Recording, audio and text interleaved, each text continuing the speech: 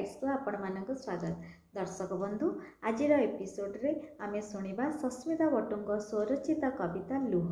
तेबे चलंतु सुनिबा लुह विषय रे किछि। लुह सबु जाने सी चुप होई बही जाए, सबु देखे सी आखि बंद करी नीरव रही जाए, सबु अनुभव तार निजर से निजे कष्टरे हसुथाए। लुह एमिति मो सांग मते कष्ट हेले से मते सहारा दे थाए। मु ताको कुहे मो दुई आखिरे तू थाउ, मते कष्ट हेले तू केमिति जानी पारू। मते हसी हसी से कहे आरे पागेली तो हृदय को परा मु कथा देइची, जेबे जेबे तते जंत्रणा हब मु तो साथी रे थिबी सबुदिन।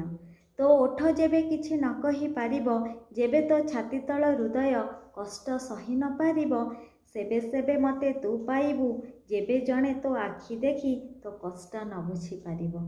पाइबू मते तू तो दुई कुनी कुनी आखिरे बही जीवी मु पानी होई, नहीं जीवी साथे तो सबु जंत्रणा धोई दे।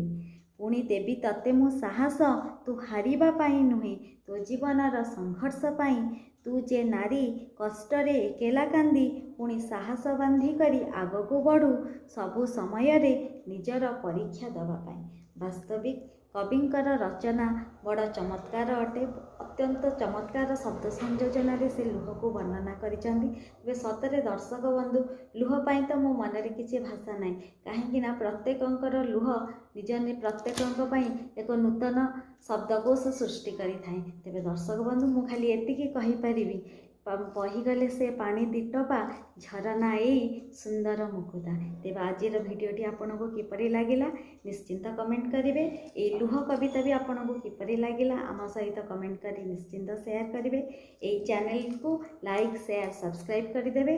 ता छाड़ा जमी दर्शक बंधु मु पूर्व भिडियो मानक कही आपण मैंने आपण मान मनर अभिव्यक्ति आम सहित शेयर करें।